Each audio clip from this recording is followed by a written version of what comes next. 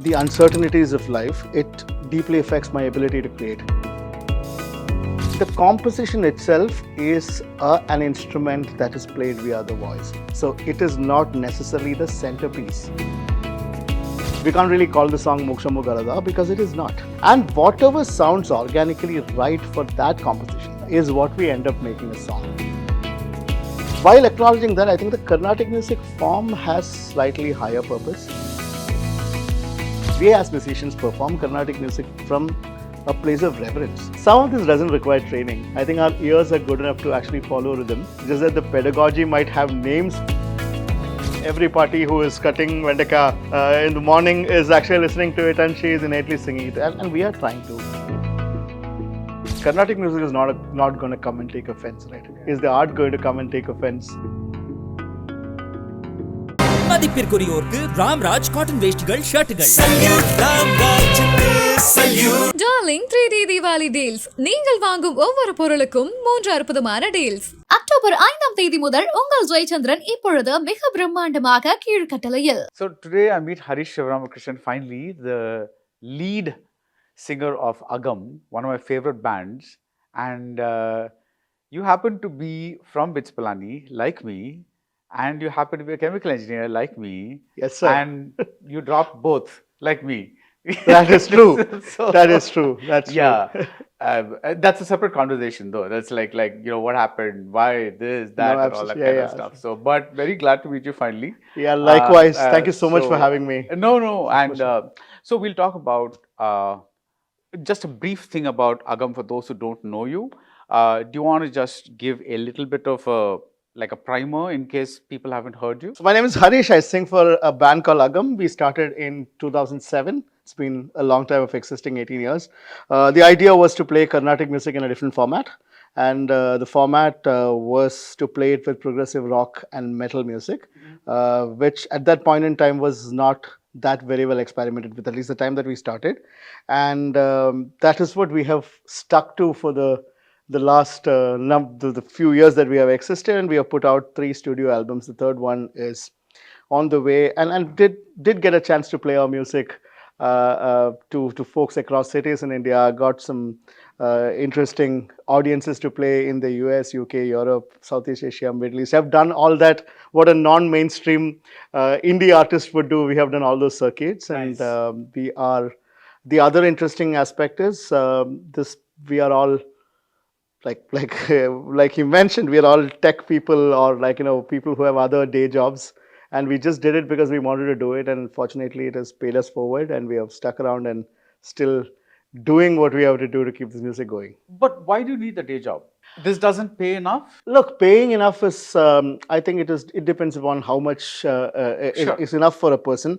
I think for me personally, and it would vary from different people in the band would have a different vantage on it. But I think, for me, as a musician, I think if I am extremely pressed on the uncertainties of life, it deeply affects my ability to create. It's just a very inward-looking problem. I think it's not a common thing probably for everyone, but at least I need a certain semblance of quote-unquote stability on other things of life to actually deal with the volatility of art.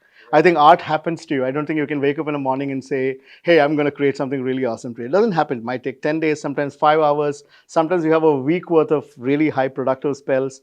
So it is very volatile being an artist. And that volatility combined with subsistence volatility was not something, and it still is not something that I do a very good job at coping with. Yeah. So I just made one side of it a little more predictable, which is what the day job is yielding. Right. So your new album is called Arrival of the Ethereal. Yeah. I want to just get to understand how Agam constructs a song, right? So I'm going to ask you about 2 songs in this album. One is called The Silence That Remains.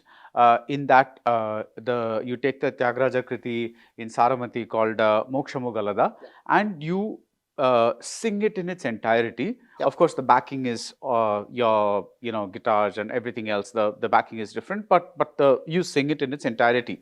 The other song that you have here is called Flight to the Summer Sky.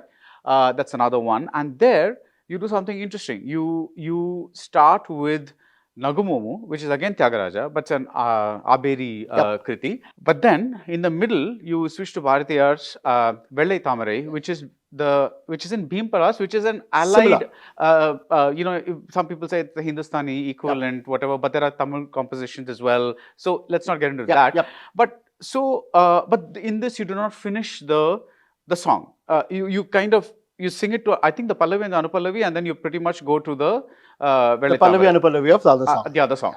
So how does this construction come about? How do you, like, when you ideate, how do you say, I'm going to play this song fully, this song I'm going to take the Pallavi and Anupallavi of two songs and fuse them together? When we do a song, let me see, basically Carnatic music is the base of the music that we are creating. Traditional compositions play a very, very important part in the base of the music that we are creating. But it also is juxtaposed on a slightly orthogonal style of music. Basically, when you are actually doing Carnatic fusion music, just taking a parallel, not trying to equate or not trying to, it's just a parallel. I think the idea there is to take the composition in entirety and play instruments that are erstwhile uncommon in the Kacheri format. See, for example, in Kacheri you have a violin, mridangam, ganjra ghatam, morsing, and that's a format. It's a traditional Kacheri format as we understand. But when East-West fusion as an idea came, people introduced bass guitars, probably a little bit of drums, a little bit of probably some guitar playing. That is largely to embellish the composition from the composition is at the center, and there is an orchestration that is sort of lifting the composition. I think the approach we have had, or the approach that we have taken through the years, is a little different from that. So for us, the composition itself is an instrument that is played via the voice. So it is not necessarily the centerpiece of the song that we are creating, which is why we also are very respectful and prudent in not naming these songs by the actual names they are. Like, no, we can't really call the song Mokshamo Galada because it is not. Mokshamo Galada, first of all, doesn't start from Anupallavi.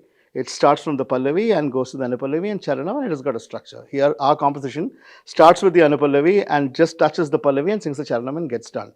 So I think the idea that we have is just take the composition, use it as a primer and build an orchestral layer, a musician's layer on top of it. And whatever sounds organically right for that composition is what we end up making a song. So in certain cases, maybe the full song completely makes sense. It kind of plays it out really well. In certain compositions, maybe the way you place it, it may not sound musically as good when you're actually trying to play the entire song. It's just a creative decision, not necessarily a premeditative choice to do it that way. So what I'm asking is, how did these two decisions come about? So you're playing, you say, okay, you gather together, you say, why not try our treatment on treatment for the lack of a better word. It's the right word. Yeah, so why not try our treatment on Mokshamo Galada? So you start your jamming, whatever it is, and then you're saying that you find that you can do that for the entire song. Yes, sometimes it organically works well, and sometimes what happens is you find a really nice instrumental orchestral hook, and you have created that. It's a composition. And once you have placed that, then logically bringing the composition back is not sitting musically in the same frame of reference that we want. Then possibly it's much better that you bridge it back to a different part of the song. And that might just mean not having the charanam, or that might just mean skipping a few lines or a few anupallavis for that matter. So it's a creative decision that's been taken for the compositional integrity. So has anybody told you things like, oh my God, you're desecrating this great classical music art form, whatever? Yeah, I mean, look, I think it is a very passionately held style of music. I think it has probably lasted longer than all of us, and all the people who are the practitioners are much smaller compared to the art. I think for me, Carnatic music and its kritis have a very strong role in shaping the Carnatic music art. But at least for me, while acknowledging that, I think the Carnatic music form has slightly higher purpose. I think it has got a lot more than what we know as Kriti Kirtanam, that Kriti Sankita, I think that is one very important aspect of music. Where the Carnatic music goes a lot beyond that, which is why Pallavis exist, which is why, like, Avadhana Pallavis exist, Ragantalam Pallavi, there's only Pallavi that is sung. So even sometimes when somebody picks a Pallavi, I have heard Sheshagopalan sir or I've heard GNB sir just sing Broche Vara Virura as a Pallavi. Now you could argue by saying it's desecration of the Kirtanam because you only sang the Pallavi. Honestly, it doesn't work like that. To be very honest, these musicians, we as musicians perform Carnatic music from a place of reverence. It comes from a place of extreme wide-eyed, sentimental awe as to what has this music given us and what have we able to create it. So it literally doesn't come up from a place of desecrating the art or being disrespectful to the form. It's none of that. It's just that the art form that Carnatic music is far more giving, far more embracive and far more large-hearted than sometimes the practitioners of it. Or the critics of it. Like the art is far more large-hearted, and sometimes I just wished that the people who are connoisseurs or lovers of the art also sometimes just open their minds and hearts, like how Carnatic music opened its wings and got so many things going. Right. So let me tell you why I like what you're doing so much, right? What your Agam is doing so much. It's because when I go to a Carnatic music concert, the focus is on the singer, and literally everybody else is playing second fiddle. Fiddle being the it's called Pakkam. It's called Pakkam. It's called Pakkavadiyam, right? So it's like, so you have the vocalist driving the entire machine, and they're all like contributing when their turn comes. So it's like, okay, dude, okay, you take over Tani and do whatever, so that kind of stuff, right? Whereas when you're doing it, like you said, when you're doing, and you have a fantastic voice, and when you're doing this open-throated singing and at this very masculine register, and when this guitar comes in, it's like one is being complemented by the other as opposed to one leading the other. So that creates a harmonious, like an environment for the song, a bed of sound. As I don't know who called it bed of sound. I'm not sure, but one of the rock engineers called it that. But that's what you call it, right? The bed of sound is fantastic, and I think that lends even to a song here, which is here. It's called Sita Kalyanam, right? Which is like when you do that, it's typically it's sung by women. So to hear a guy sing it is fantastic, And the second thing is it's.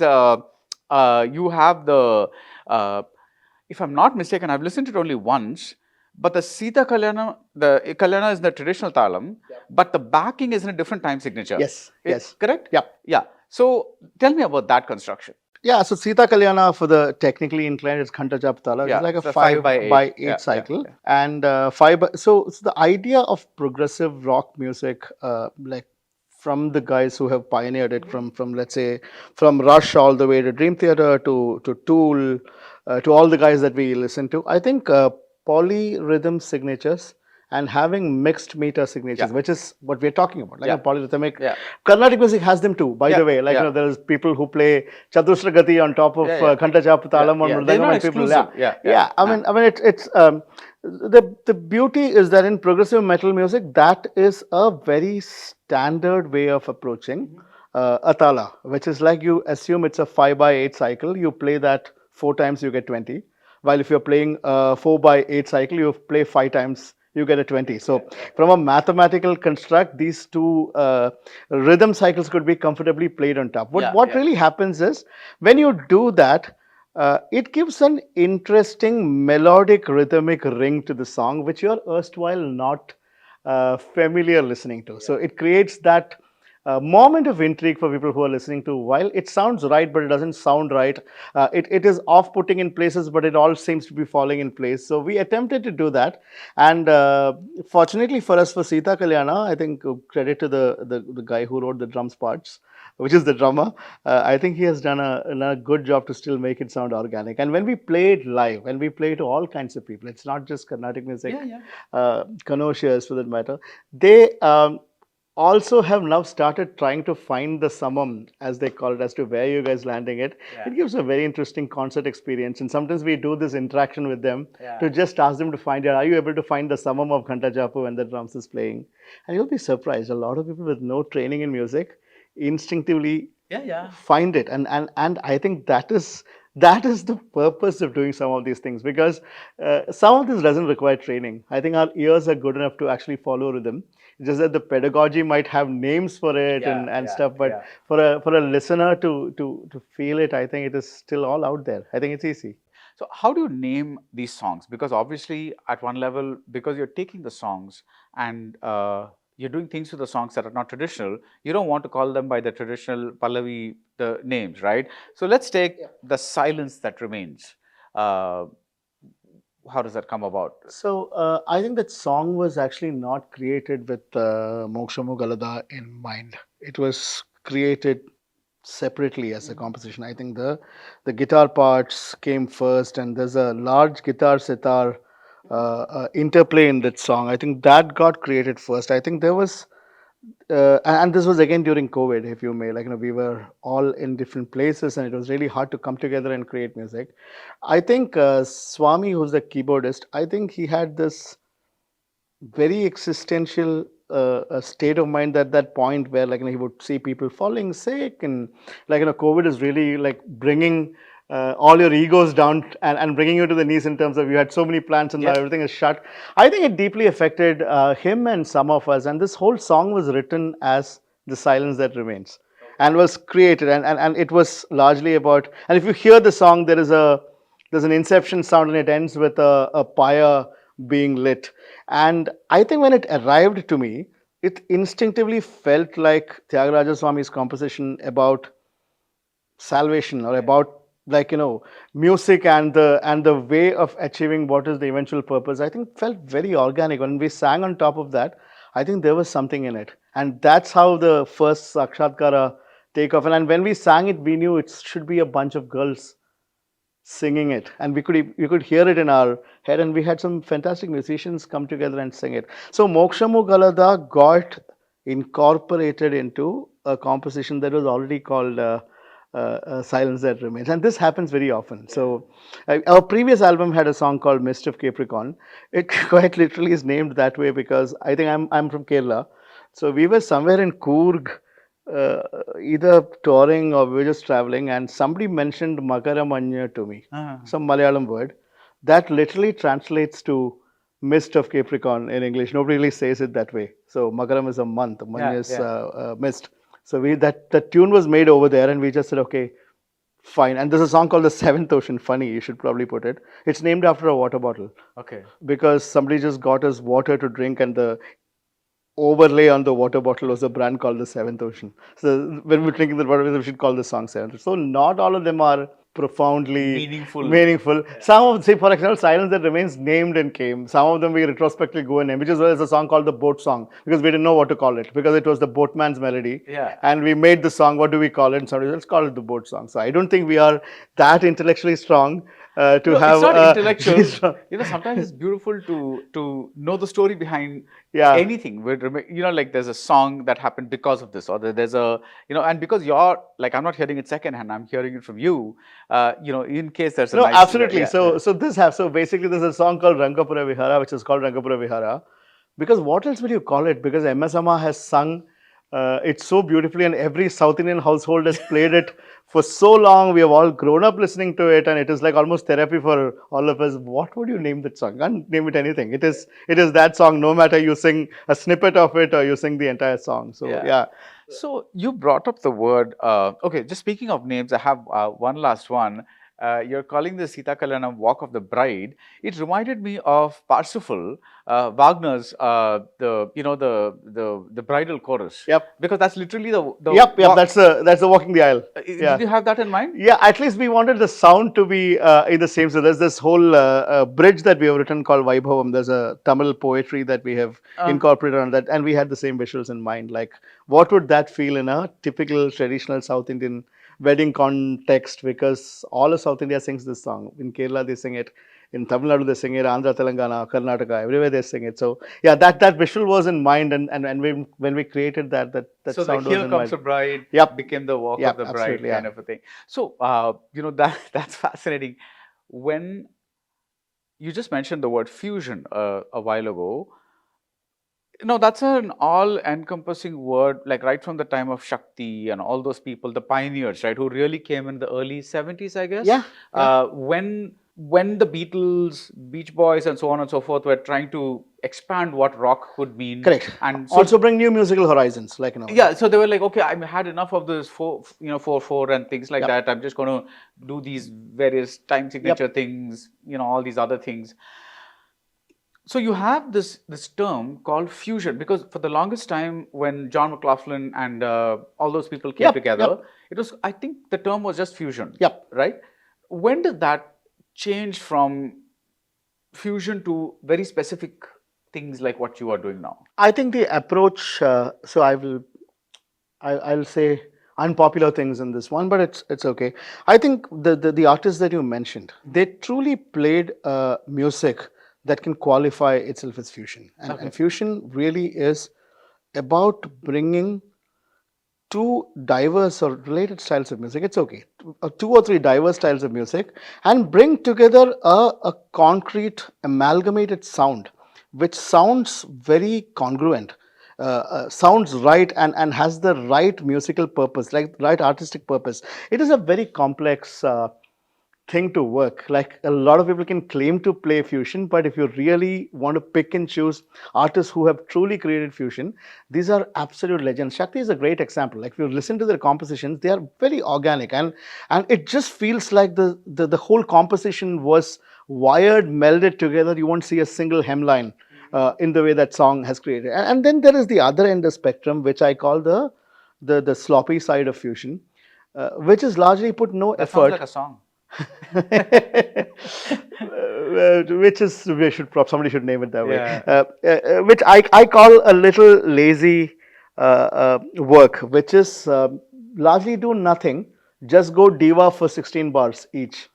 Like, just take a Carnatic composition, give like a 16-bar lead to the guitarist, give a 10-bar lead to the violinist, give a 4-bar tabla solo, and then come back and play one tihai, play one muktai. Look, I don't know what that is, but certainly not fusion. Right. You have fused nothing. You have actually played in turns. You have literally taken turns to play your instrument in your own way. There is no spirit of composition. There's no spirit of writing. There's no spirit of really coming together. There's no spirit of counterpoints. No spirit of actually coming together as a band and executing something. Very few bands, because typically what you hear is you have like a 4/4 loop with a bass loop and using Wadapi on top of it. Yeah. And then it comes branded as Carnatic fusion. So I have a problem with that. It's a song. Please don't. You're not fused anything. So for us, that was a baseline. We didn't want to do that, because and to become a true fusion band, it requires a lot of application. It requires a lot of musicality. It requires a lot of songwriting time. What we at least are doing is truly be said, we are keeping two diverse styles of music, Carnatic music and progressive rock music. We are playing them together. Yeah. The attempt is not necessarily to bridge at all, because bridging is very complex. And I would in all humility say that it is a journey we are learning. Despite the 18 years of working, can I really fuse or can Agam really fuse two musical styles? I think we are learning. We are very good at two diverse musical styles, and we have found a sweet spot where when they have played together, it sounds congruent, it sounds musical, it sounds doesn't have cacophony in it, and it has got some degree of artistic virtuosity. Yeah. And that's what we are attempting to do. So fusion has remained as a very elite, very eclectic, hard to achieve form of music. It continues to be that. And then there is a lot of pretense that came in between, just assumed the label. And then in all humility, there are people like us who actually accept that doing fusion is really hard. Creating true spirited fusion is really hard, but instead create something that you don't get arrogant about it and label it fusion. We don't call it fusion because I think it's some distance before we create fusion as we believe it. Yeah. We are playing progressive rock music and there is Carnatic music. So very simple, humble, honest way to name our music is Carnatic progressive rock. But perhaps you're being too humble, because when you say we are playing progressive rock music or prog rock and we were playing Carnatic music, I don't see the and in your compositions because it's not like you're playing this and you're playing that. I see a There's a common point. Yeah. There's indeed a common point, and that common point is what is keeping the music together. So like, to that to end, interrupt you, for example, that thing that we spoke about, the Sita Kalyanam, Yep. where you have the traditional Sita Kalyanam in I don't know, some people say Shankarabaranam, some people say Kurunji, I'm not sure what it is. at least I was taught to call it Shankarabaranam. Okay, So I'm calling it Shankarabaranam. Yeah, I mean, But- Kurunji is Janyam, Yeah, but yeah, it's like, yeah, I don't know why, yeah. something, okay, whatever, yep, let's call yeah. it Shankarabaranam. Yeah. So you're doing the Shankarabaranam, you're doing the Kandachapu, and that stays on it. On that, you're layering your the rhythm structures that the drama has. the yes. different, Progressions progressions. that he has done, Progression. Yeah. So the thing is, that is a fusion, right? Yep. No. So what I mean is that there would be. See, I'll tell you. Let me just go and let's say, for example, just listen to Giriraja Sudha by Shakti. If you see that composition, I think there is a lot of writing to make it sound like, and everybody's playing together. There is like we see there is a whole lot. See, if you actually see that song has departures, that song has points of congruence. It is written like a song that is expected to elevate the spirit of all these musical styles coming together. But if you observe the way we have done Moksha Galatta, it is actually, if you just removed Moksha Galatta, just remove my melody and just play it as an instrumental, it will stand its ground as a proper Western prog rock composition. Like, the Western style of music has not taken any adaptations of Carnatic music to actually imbibe the spirit of it, except for the fact that Praveen plays occasional Carnatic leads on the guitar.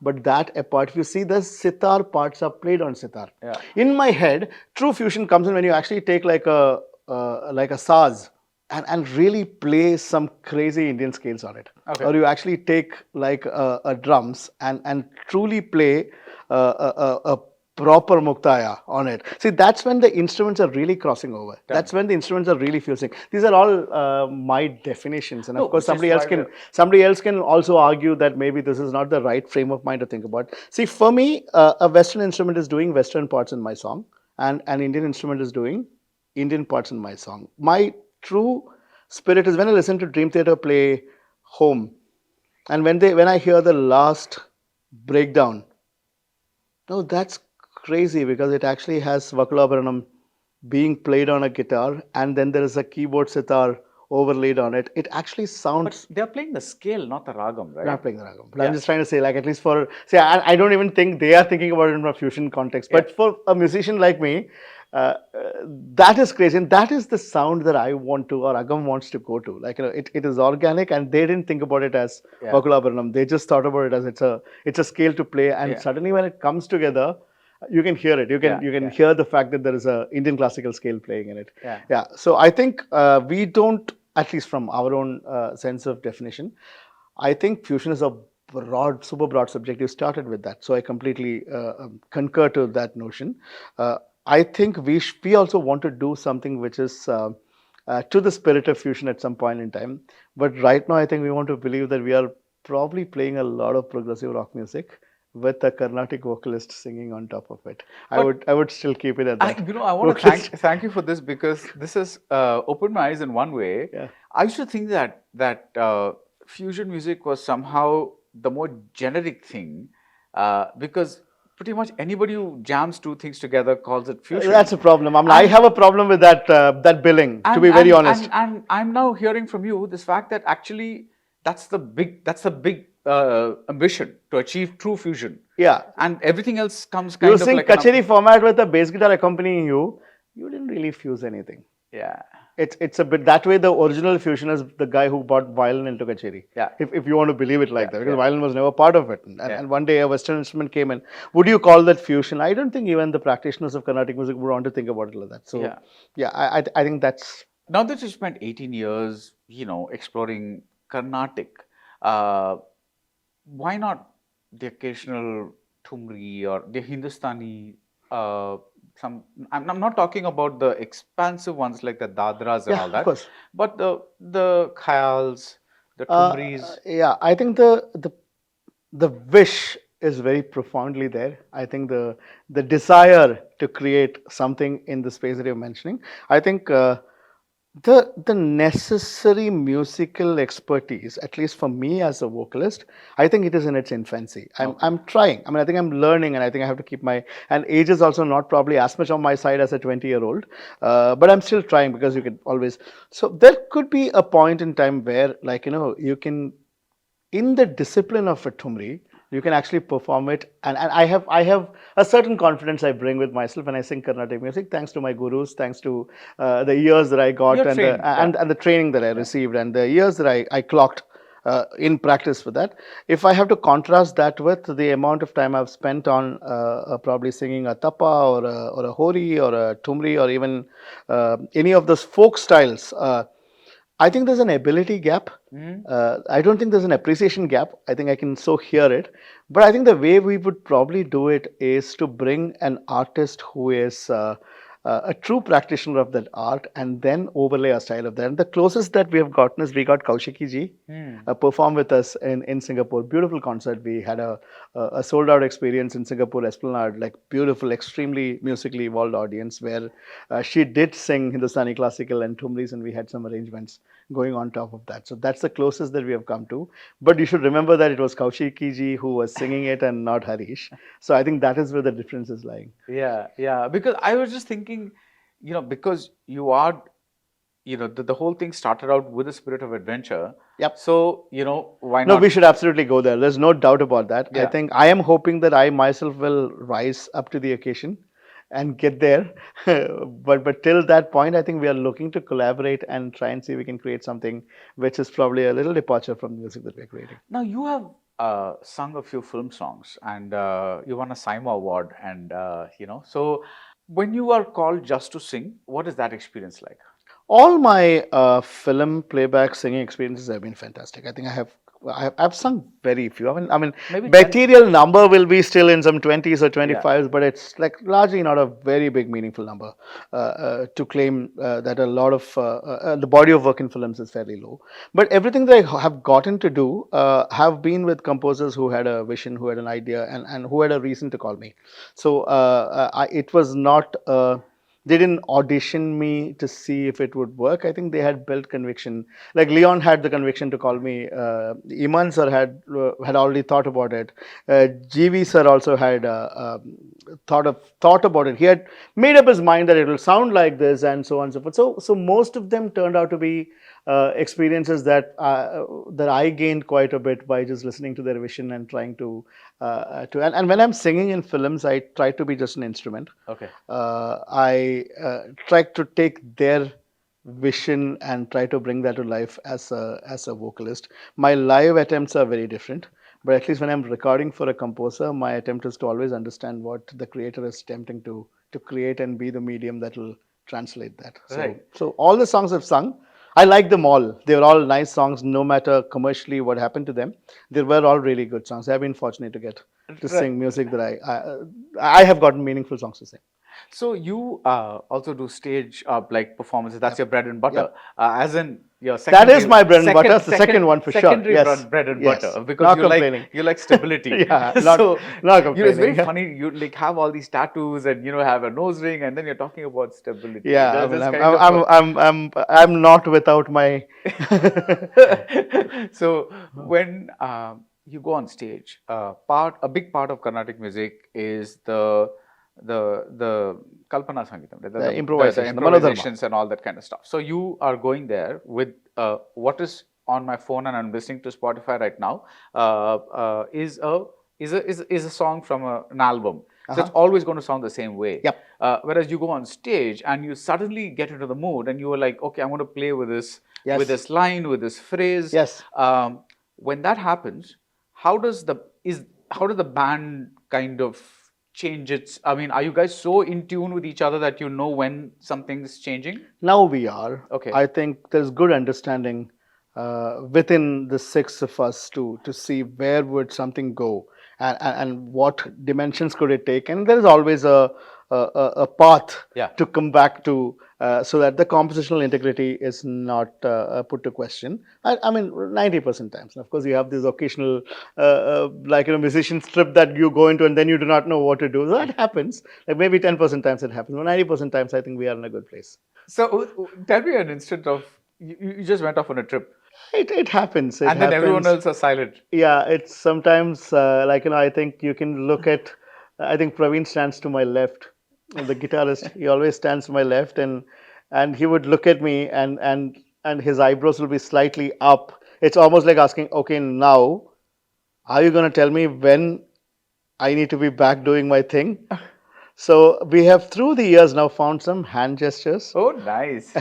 and some body language triggers to tell that is the point in doubt.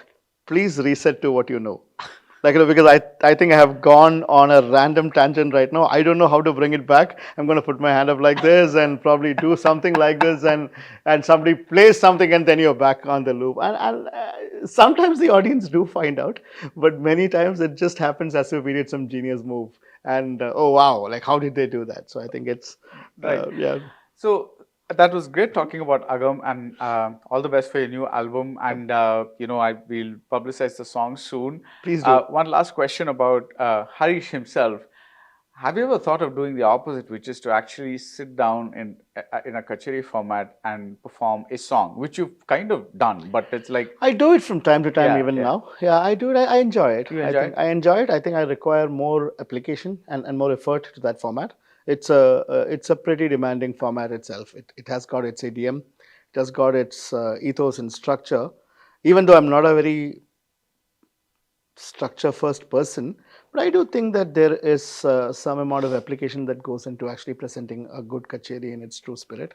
If I'm able to give that practice, I do it. I still am a performing Carnatic musician. I have my share of kacheris that I sing, not as prolific as probably a traditional kacheri artist of my age is doing, but I still have my my outings every year through the season. Nice. So, thank you for coming by. And I just want to tell you, one of the great things that you guys have been doing is there are many people who are slightly intimidated by Carnatic music. I mean, they would probably, when they walk in, they'd probably enjoy it, but there's just such an aura of, oh my God. Yeah, it's hard like, and it it's requires- like, yeah. oh my God, it requires all this kind of thing. And so they just stay away. But when they listen to, Agam or some, one of these bands, what they like the song. Yeah. And then when they go back to, so that leads them, that becomes a way to take them to the Carnatic music, because they're like, oh yeah, this actually sounds quite nice. Yeah, you know? actually, I think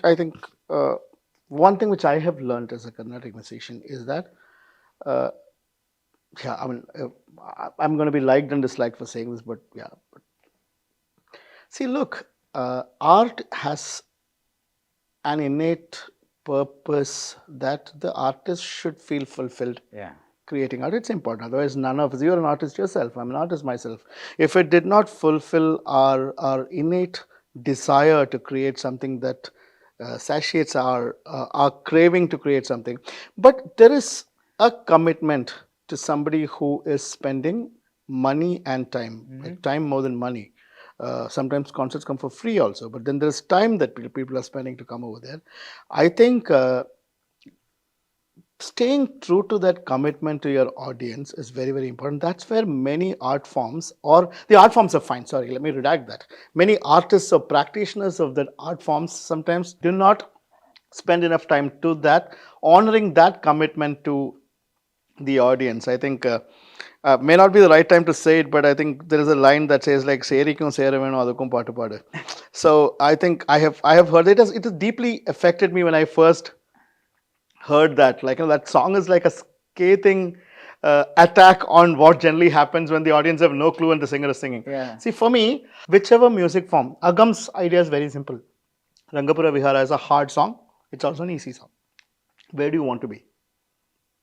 Do you want to be the hard song guy, making it like really hard to understand, or you want to be the easy song guy where, like MS Amma sings, every party who is cutting Vendaka in the morning is actually listening to it and she is innately singing it. And we are trying to base ourselves on the simplification side of Carnatic music. How will I understand what you mean with MS because I understand what you mean with MS, but what is the hard way of singing a song? As in making it very technical or Making it very technical, repeating one Sangati 3 times. okay. You don't need it. Okay. See, as in that is basically structure. Modal Sangati Rendovati, sorry, the first Sangati twice, second Sangati twice, and this is the Padam, this is the Padandaram, this is how it was taught. Yeah, yeah, See, yeah. all those in my head have no significance in art appreciation. Yeah. It is just like saying, oh, for time immemorial, that is how it has been sung, Yeah. and that is how it has been taught, and hence has to be preserved. So, I have an issue with preserving formats. I am far more interested in preserving the art and far less interested in preserving formats. Formats should be available for you to improvise upon and make it better. Yeah. And that should be the flexibility format should give you. And for me, Kacheri is a format. Carnatic music is an art. The propagation and protection and delivery and archival, unfortunately, in my opinion, is being hyper-focused on the format and not necessarily, or on the poetry. Yeah. Not that the poetry is not important. Poetry is very hard to lose. They're all written and they are noted and carried forward. But how much time do we give to propagate the art? Yeah. Which, by the way, is standing with its arms wide open and say, okay, sing Saraswati Kalyan in Carnatic. Carnatic music is not going to come and take offense, right? Yeah. Is the art going to come and take offense Yeah. if you sang an odd Rishabham in Hindolam? Ghulam Ali Ji does it all the time. Yeah. I don't think the art gets annoyed at all. It is the practitioners and the audience who are getting annoyed because the notions are tied to very non-artistic reasons. Yeah. I think what is artistically wrong in singing? Yeah, and there are these very, Yeah. I mean, we can be arguing about this forever, but there are these very odd notions about purity and all that, which kind of, yeah. I mean, to establish purity, you need to have a reference, and we are engineers. We can say that unless you have what is called as a gold standard, a calibrated, measured physical object, which is your reference to purity. Oh, who owns this thing? Yeah. Who knows this Who thing? knows this thing? So it is sort of weird too. Yeah. That line of argument is unhelpful in art. But that said, sometimes, the presentation matters so much. And I think you guys just rock. So keep rocking. And thank you so much for... Thank you so much for having me. Yeah. Thank you. Appreciate it. Cheers. மதிப்பிற்குரியோருக்கு Ramraj cotton வேஷ்டிகள் ஷர்ட்டுகள் darling 3D Deepavali deals நீங்கள் வாங்கும் ஒவ்வொரு பொருளுக்கும் 3 அற்புதமான deals. October 5ஆம் தேதி முதல் உங்கள் ஜெயச்சந்திரன் இப்பொழுது மிக பிரம்மாண்டமாக கீழ்கட்டளையில்